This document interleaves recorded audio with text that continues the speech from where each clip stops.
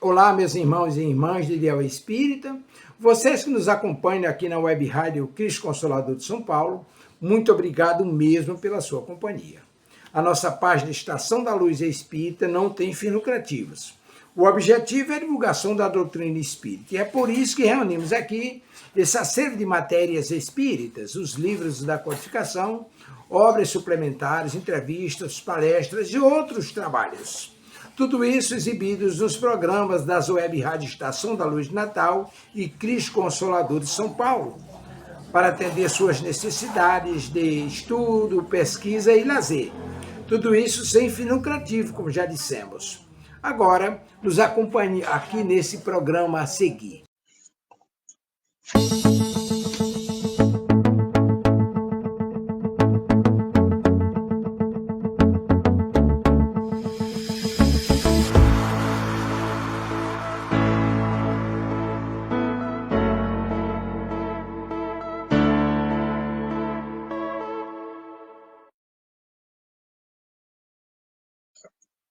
Boa tarde, sejam todos muito bem-vindos a mais um programa da Web Rádio Cristo Consolador.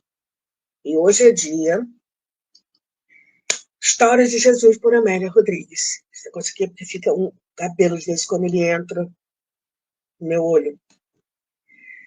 E hoje nós temos uma história muito conhecida de todos nós. Quando Simão Pedro nega Jesus 3 vezes.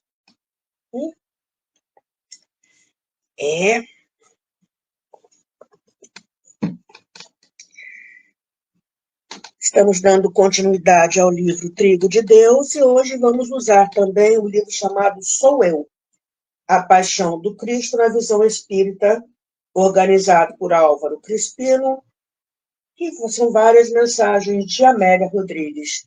E também, claro, que tem essa. Quando Simão Pedro, que aliás é a nossa cara, vamos combinar?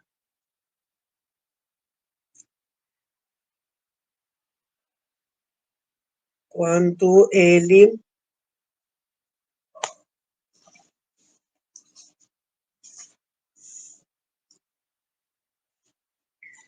aquela coisa, fé vai e vem, vai e vem. Estou aqui localizando na página que ela tem nesse livro, no Sou Eu, 3 mensagens sobre essa passagem.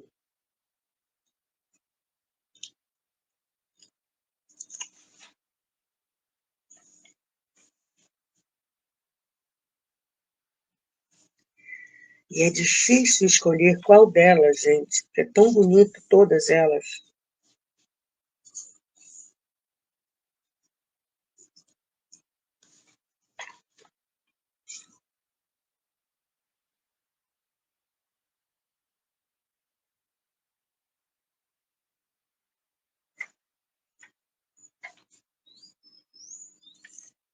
Temos esta aqui,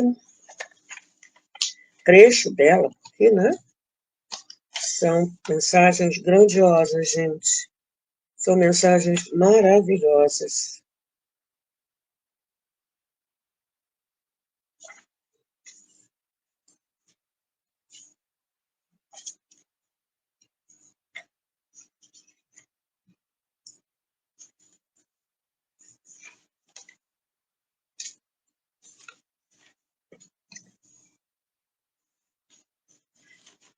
Esta daqui, vamos aqui, gente. Tem tudo a ver com a mensagem de hoje, que se intitula 3 vezes o negou. Para a gente começar bem, vamos fazer a nossa prece. Deixa eu ajeitar aqui, está meio tortinho, pronto. Graças a Deus. Gratidão a Deus acima de tudo, por cada dia dentro da nossa existência em que nós temos a chance de recomeçar. Gratidão ao Mestre por nos ensinar como fazer isso. Gratidão a Maria, mãe, amiga, confidente e conselheira, por nos envolver sempre, principalmente nos momentos de maior dor. Gratidão a cada companheiro espiritual que nos ensina através do seu contato conosco, através desse livro maravilhoso, Gratidão a Dona Amélia Rodrigues. Que todos nós, encarnados e desencarnados, possamos aprender algo mais na tarde de hoje. Graças a Deus. Pergunta número 1, como você está se sentindo hoje? Pergunta número 2, a água está por aí?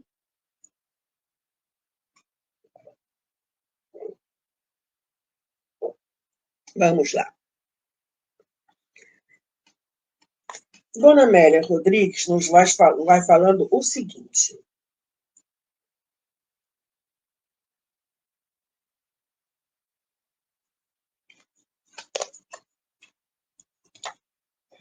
Agigantavam-se as responsabilidades dos discípulos à medida que se popularizava a mensagem de Jesus, e a mensagem passando de boca em boca. O mestre permanecia consciente da gravidade da hora e do significado do tempo. Em 3 anos,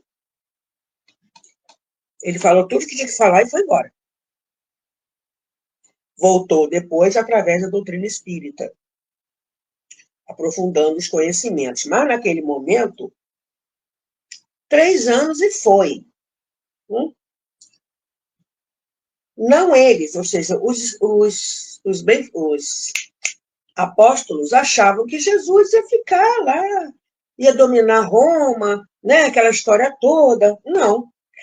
Não eles, porém, que não conseguiam impregnar-se da magnitude do ministério. Eles não conseguiam perceber a importância nesse momento no tempo. Porque é um momento, Jesus foi um divisor do tempo na Terra. Antes de Cristo e depois de Cristo. Mas eles não pensavam em nada disso, que era uma coisa grande, ou não conseguiam perceber a grandiosidade daquilo tudo. Desacostumados às tarefas de alto porte, viviam da rotina no trabalho que faculta o pão e preenche as necessidades diárias imediatas, sem descortino intelectual para os voos gigantescos. Gente, mas eles não foram escolhidos no plano espiritual? Sim. Mas chega aqui, tem a educação, tem a vivência, tem o verbo esquecimento, tem um monte de coisa.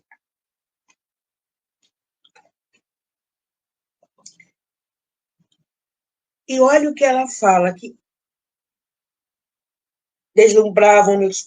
deslumbravam-se com a sua doutrina. Quantos de nós não somos, não estamos ou ficamos deslumbrados com a doutrina espírita? E aí, Kardec, já sabendo disso, colocou. Estou tentando lembrar agora se é no Livro dos Médiuns ou no Céu e o Inferno, os tipos de espíritos que existem, espíritas que existem. E um deles é esse. Sabe, aquele pessoal que adora ver fogos de artifício na passagem do ano? Tá, é uma emoção só, todo mundo se abraça, alguns estão bêbados, tá, naquele furdunço todo. Mas de conteúdo, aquilo deixa o quê? E existem os espíritas exaltados que adoram, né, se deslumbram com tudo que acontece, principalmente os chamados fenômenos, né?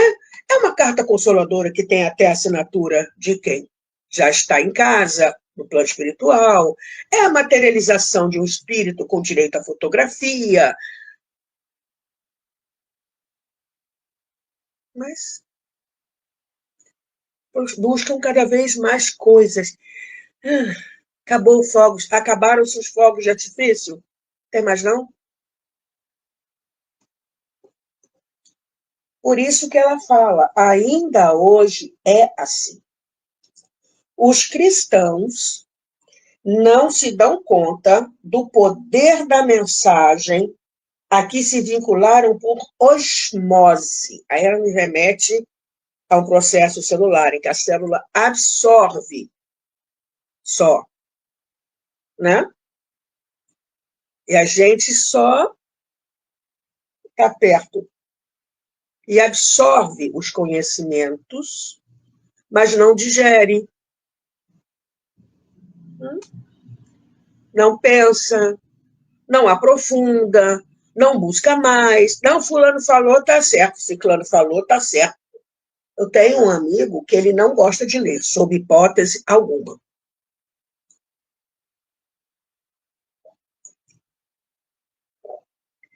Então,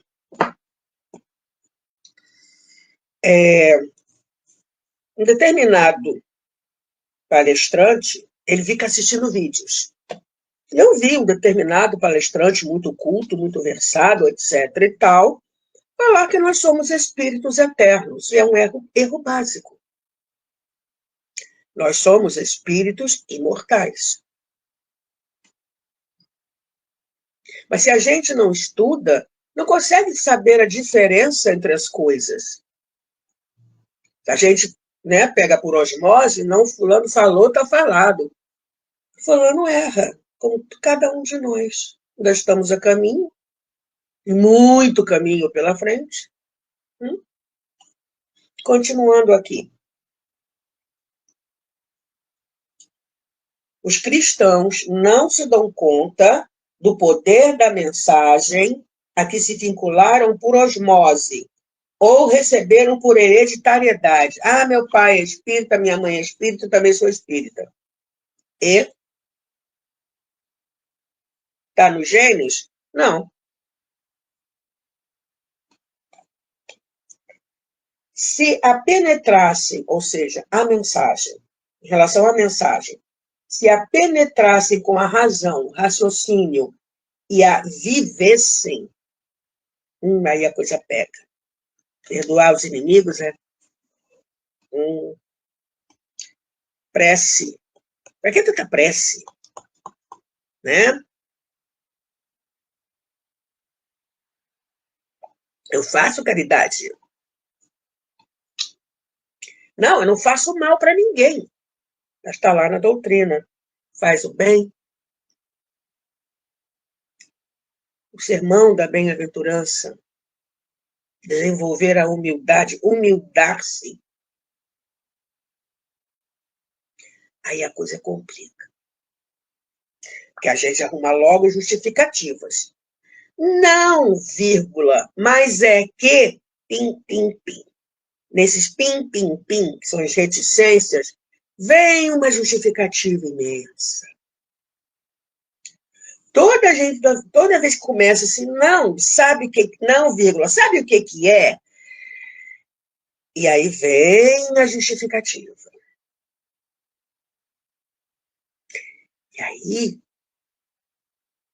quando chega lá do outro lado, não tem justificativa. Se a penetrassem com a razão, o raciocínio, e a vivessem, alterariam completamente a face sociomoral da humanidade. Não façais aos outros o que você não gostaria que fizesse com você. Resolvendo os problemas econômicos, a riqueza está no Evangelho, políticos, raciais, o homem de bem, que enlouquecem e enlutam os povos, dizimando centenas de milhões de vidas. Aceitam as teses do amor e do perdão, da fraternidade e da justiça, vivendo sobre os vencidos e tripudiando sobre os fracos e necessitados. Jesus e sua doutrina ainda são enigmas para a mentalidade moderna, odierna. Aqueles, no entanto, que se deixam contagiar, ou que se deixaram contagiar, renovaram a sociedade e tornaram-se exemplos que comovem, dignificam e inspiram o gênero humano. Quem? Francisco de Assis, Francisco de Paula, Clara de Assis. O Francisco de Paula, a esposa de Kardec, Amélie Boudet, que era pedagoga como ele, levou à frente também. Às vezes ela respondia as cartas por Kardec, era uma trabalhadora do bem. A própria Amélia Rodrigues, quando estava encarnada, Maria Dolores Alta de Souza. Gente, são os vultos espíritas. Dona Ivone do Amaral Pereira, Eurípides Barçanufo, Bezerra de Menezes. Quantos?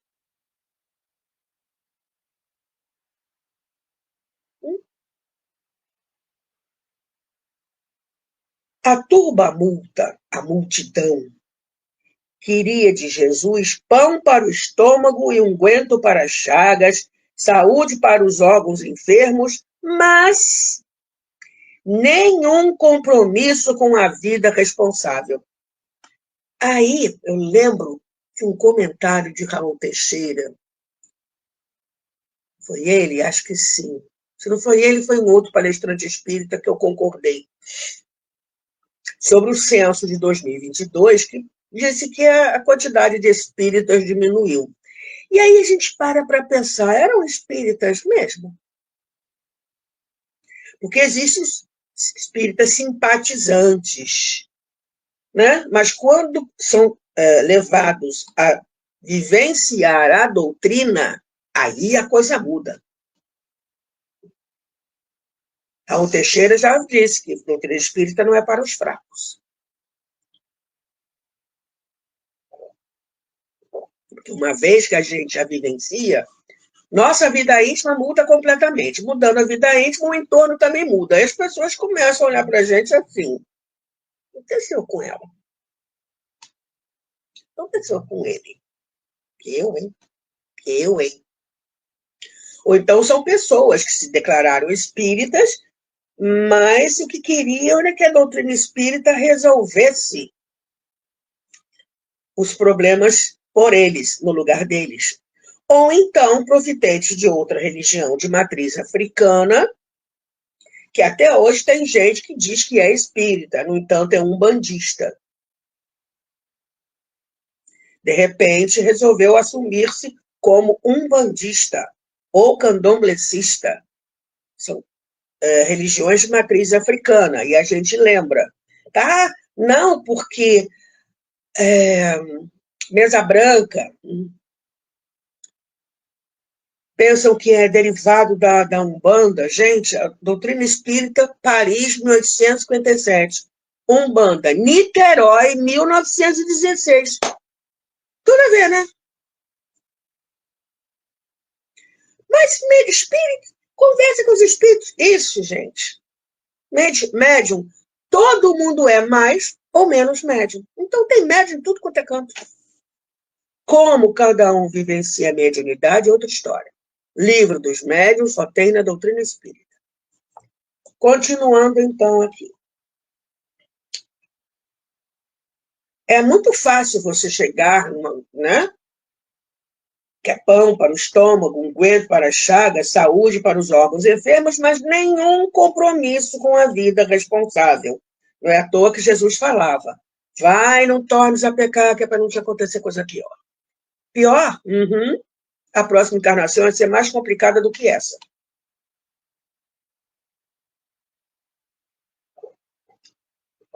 Era uma chance que era dada e que cada um aproveitava ou não. Como havia, na condição de criança leviana, ou seja, a turba, a multidão, o Senhor a socorria e ministrava-lhe as orientações salvadoras, que se tornavam rumo de segurança e de libertação das paixões selvagens. Era natural que as forças da ignorância e da perversidade se unissem para impedirem a propagação dos ensinos superiores. Até hoje isso acontece. A turma do lado negro da força tá que tá. A gente tem que ficar esperto. simbolizadas na figura mitológica de Satanás, ainda hoje respondem pelas induções ao mal, à indignidade, ao crime, à defecção, ou seja, traição, à covardia. É a turma do lado negro da força, gente. Que eles agora, um processo obsessivo, estimulam decepção, desilusão e desinteresse. A pessoa se decepciona com outra dentro da casa espírita, vai embora. A pessoa se desilude achando que o centro espírita iria resolver o problema por ela, vai embora. Desinteresse. Ah, eu tenho livro esse livro, é que livro chato. Na roupagem física ou dela despidos, esses seres rondam os obreiros do bem e aguardam um momento próprio para desferirem as suas sórdidas agressões. Sintonizando na faixa dos conflitos das criaturas, facilmente arrastam-nas presas às malhas das suas funestas insinuações.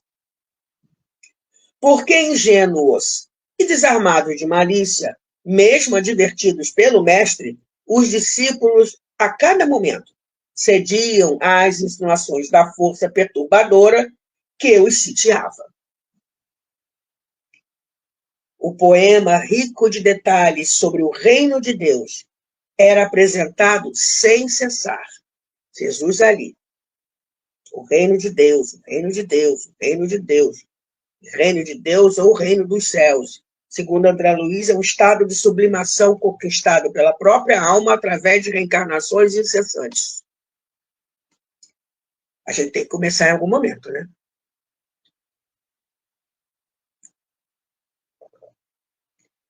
Naquela noite amena, pontilhada por interrogações quase infantis, que Jesus conversava com os discípulos,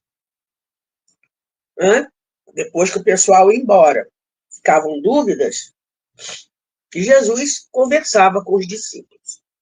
Então, naquela noite amena, pontilhada por interrogações quase infantis, expectativas mal definidas, Jesus acercou-se de Pedro e advertiu: Simão, Simão, eis que Satanás obteve permissão para vos joeirar como trigo. Isso está em Lucas 22, 31 a 34. Joeirar, peneirar, tirar a impureza. Aí a gente vai aqui no outro livro, Sou Eu.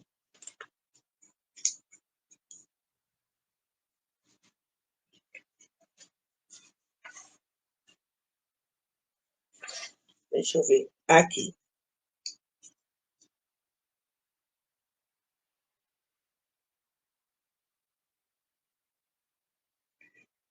Olha as perguntas que ela faz. A fragilidade humana é barro que pode ser cozido nos altos fornos do sofrimento, a fim de adquirir consistência, inteireza. Todavia, quem estaria disposto a deixar-se transformar? Isso serve para a gente, né? Deixar-se transformar, permitir realmente que a doutrina, os ensinamentos de Jesus de volta para nós, a gente possa, né, permitir que realmente eles entrem na nossa vida. E aí se deixar transformar. Todos eram candidatos, mas quais se permitiriam eleger? Os discípulos, né? Na pausa natural, quando as emoções ainda sorriam em clima de ansiedade, Jesus informou: Simão, Simão, olha que Satanás te reclamou para te joeirar como trigo. Mas eu roguei por ti, a fim de que a tua fé não desfaleça. E tu, uma vez convertido, fortalece os teus irmãos.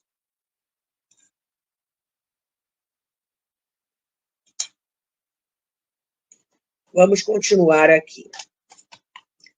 O trigo joeirado, né, preparado, torna-se pão e 1000 alimentos outros. O grão produz o grão e, quando esmagado, propicia a manutenção da vida. Grão é vida. O coração humano, quando ralado pela dor, liberta emoções transcendentes, qual o diamante bruto, que, após burilado, fulge como uma estrela. As resistências morais do ser valem pela forma e grandeza com que suportam as provações e sofrimentos.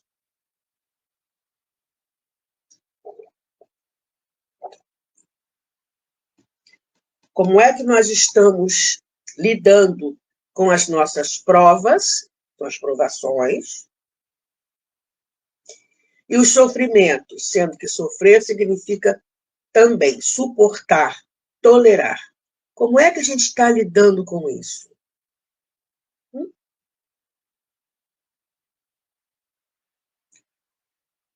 Ralar o grão é meio para libertar os recursos nutrientes que nele dormem.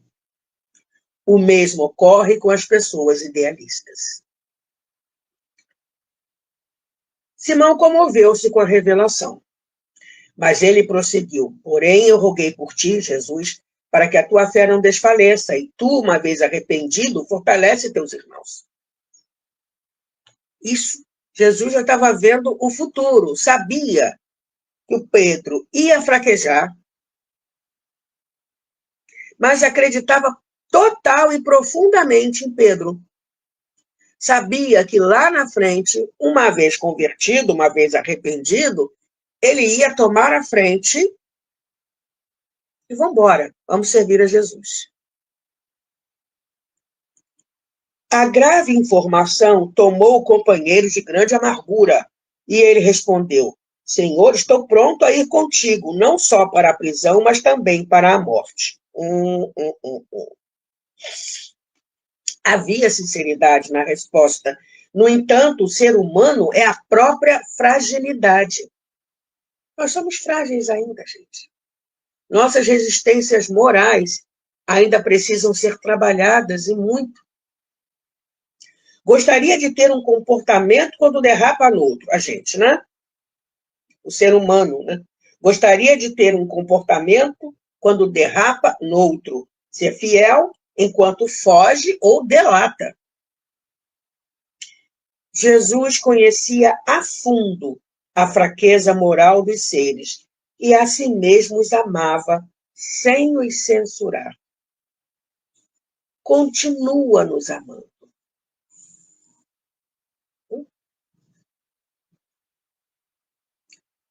Para que não houvesse dúvida, o amigo arrematou algo piedado do discípulo fraco.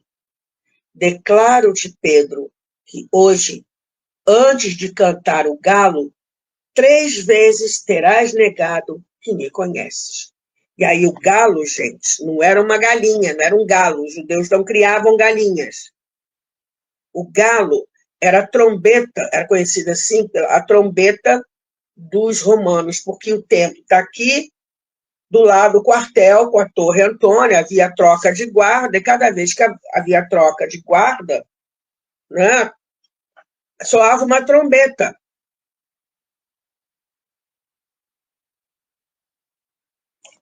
Que era o galo.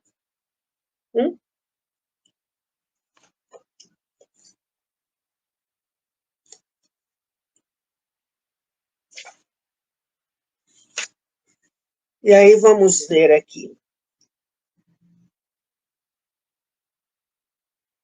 Honestamente, sobre esse comentário de Pedro, Senhor, Senhor, estou pronto para ir contigo até para a prisão e para a morte. Honestamente,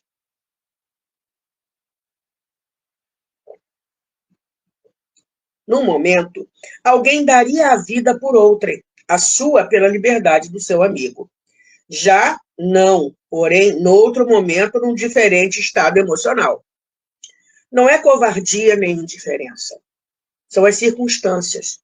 É todo o passado existencial assomando, reagindo pela evasão ou agindo na imolação.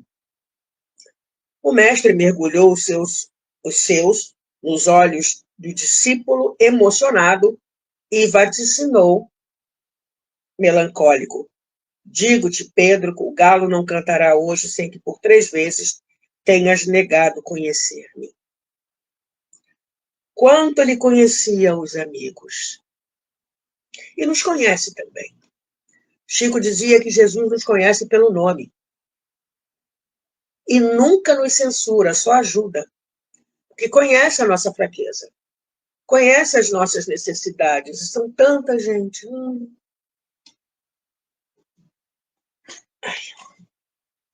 Vou me ajeitar aqui melhor na cadeira.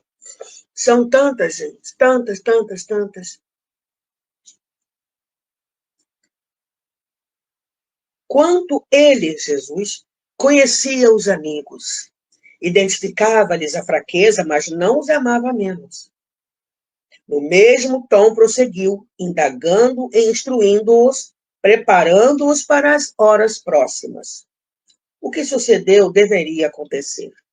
Seriam necessárias a sua prisão e morte, mas não indispensáveis a traição, a negação, o abandono de quase todos.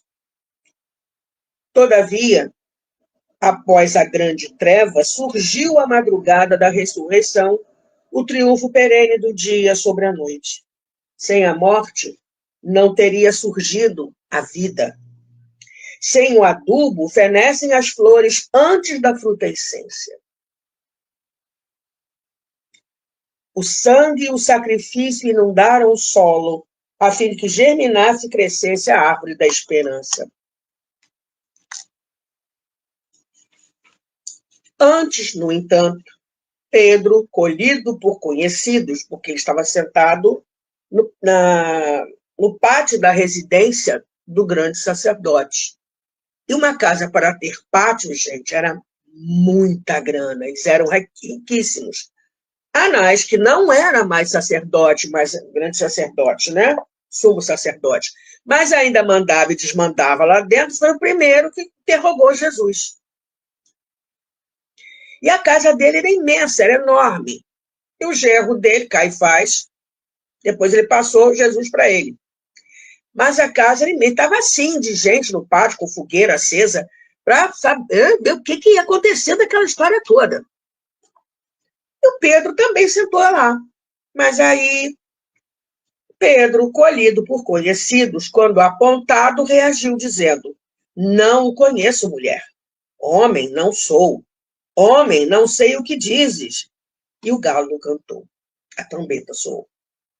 O mestre, manietado, sob dilacerações, fixou os seus, nos olhos do discípulo, sem censura, sem mágoa.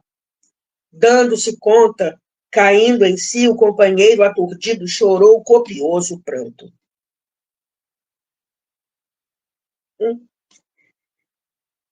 Voltamos aqui para o livro Trigo de Deus.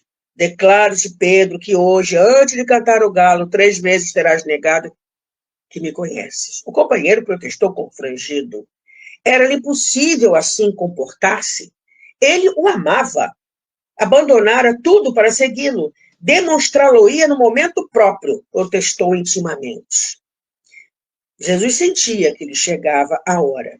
As nuvens borrascosas, prenunciando a tragédia, adensavam-se. Ele havia realizado o ministério, amar até o máximo e agora daria a própria vida em amor.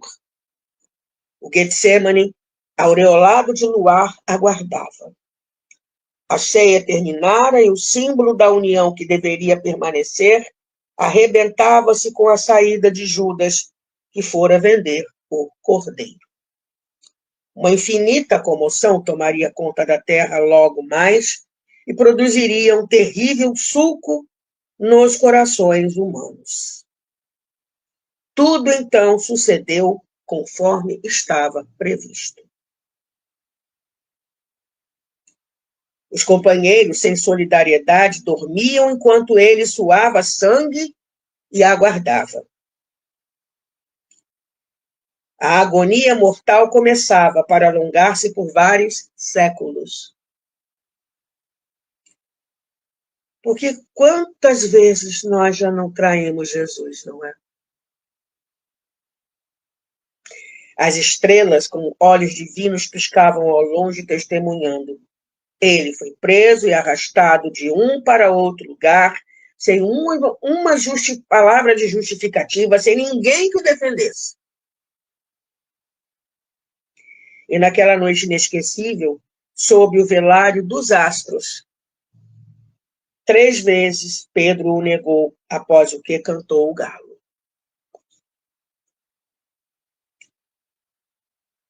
Dando-se conta, caindo em si, o companheiro aturdido chorou copioso pranto. Ficava-lhe a frase consolação: e tu, uma vez convertido, fortalece os teus irmãos. A noite densa reservava aos aflitos novas defecções e fugas. As dores, em crescendo inesperado, alucinavam, e o medo, em desarticulação emocional, ensombrava as almas. O galopar do desespero é mais infrene que o dos corcéis em disparada nos largos prados, a tudo destroçando e vencendo. Não mais deveria repetir-se daquela maneira, noutra, a noite sinistra.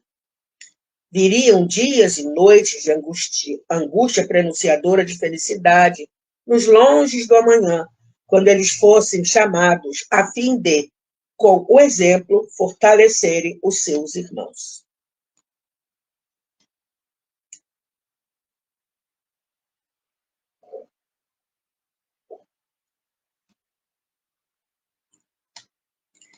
Três vezes, não apenas uma vez, mas, arrependendo-se depois, fortaleceu os seus irmãos.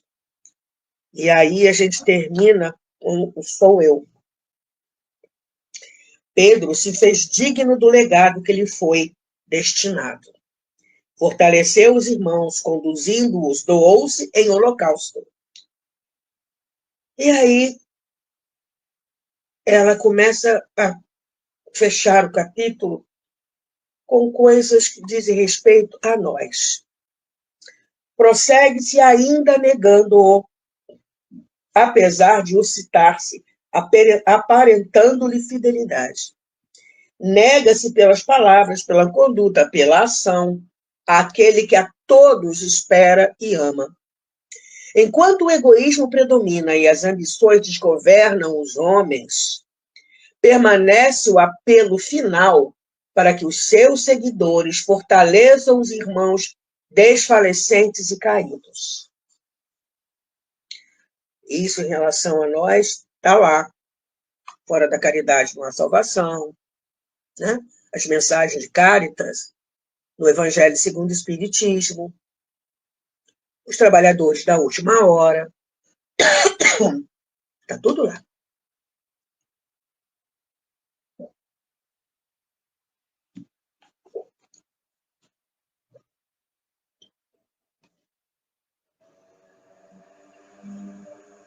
No tumulto das paixões e na diversidade dos interesses que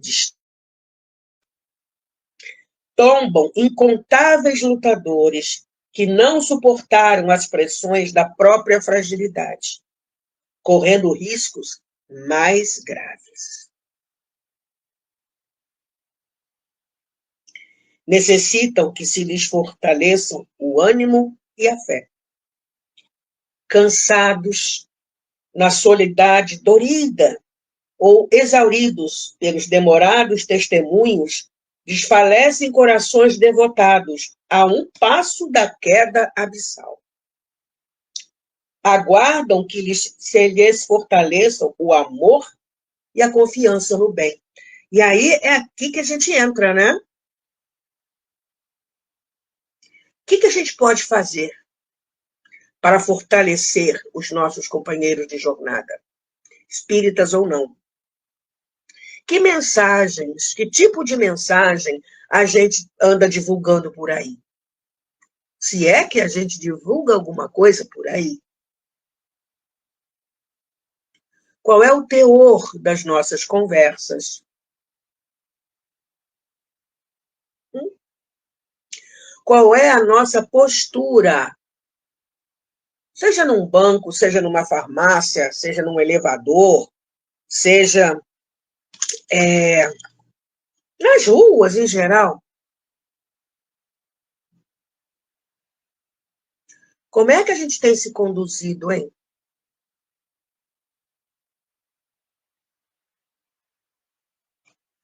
Jesus ensinou. Nem um xingamento, raca, que era o pior xingamento dos judeus, e se falava que se cuspia no chão.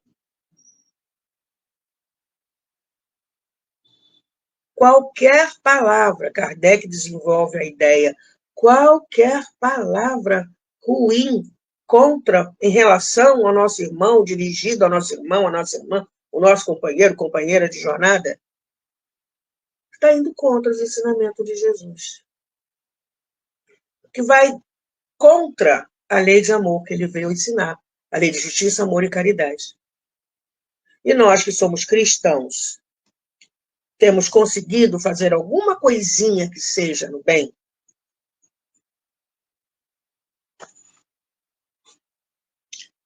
Vamos caminhando para o final dos nossos raciocínios de hoje.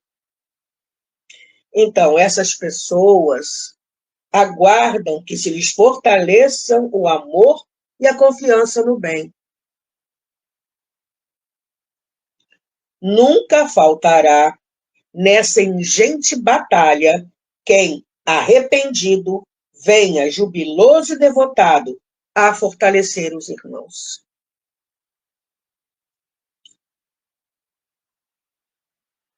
É o nosso caso, nós espíritas, nós todos já não fomos fortalecidos, e aí a gente começa, enxovalzinho, comida, né, para quem está com fome.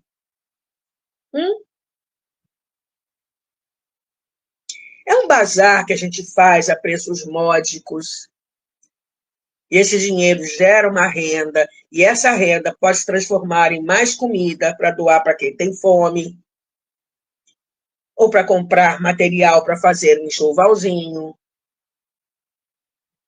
O que mais que a gente pode fazer?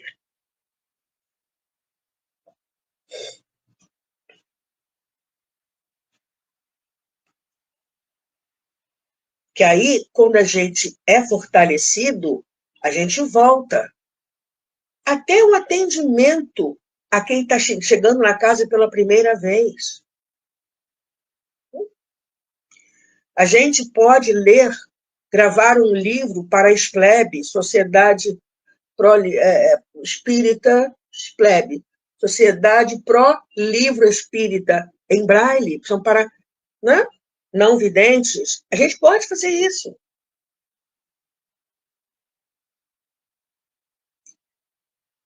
O apelo do mestre continua vibrante. Como é verdade que há muita negação e fuga, não menor é a verdade que demonstra a reabilitação e o recomeço dos que amam e creem, dispostos a fortalecer os seus irmãos e, se necessário, em silêncio, consumir-se na renúncia, dando-lhes a vida para que eles tenham vida. E aí a gente é remetido a quê? Aos nossos familiares, que muitas vezes não nos entendem. Mas com o nosso exemplo, com a nossa paciência, o nosso carinho, nossos próximos, mais próximos depois de nós, também vão receber essa mensagem de amor. Que Jesus fortaleça todos nós. Vamos fazer a nossa prece. Gratidão, mestre, por tudo que você continua fazendo em nosso favor. Gratidão a cada companheiro que trabalha em seu nome, nos tratando com tanto carinho, com tanto afeto, tão amorosos, nos ajudando a caminhar. Gratidão, gratidão profunda pelos seus ensinamentos e por aquilo que a gente já consiga fazer, mesmo que seja bem pouquinho. Que bom que nós já conseguimos fazer. Gratidão a Maria, mãe, amiga, confidente, conselheira, por ter falado a frase que é conhecida como o seu mandamento, fazer tudo aquilo que seu filho nos manda fazer. Fazer tudo aquilo que ele nos manda fazer. Dá-nos força, Senhora, para conseguir fazer isso. Gratidão, então, aos benfeitores espirituais que socorrem a todos nós, trazendo, de novo, quantas vezes for necessário, a mensagem de Jesus para as nossas existências. Gratidão, Dona Amélia Rodrigues, por mais essa história linda. E gratidão a Deus, acima de tudo, por cada possibilidade de recomeço que nos é ofertada todos os dias da nossa existência. Gratidão. Graças a Deus. Acabou meu tempo. Até domingo que vem com a continuação desse livro aqui, Trigo de Deus. Mais outra história. Gratidão por ter estado aqui comigo. Fique bem. Tchau. Obrigada a quem está por aqui hoje. Tchau, tchau.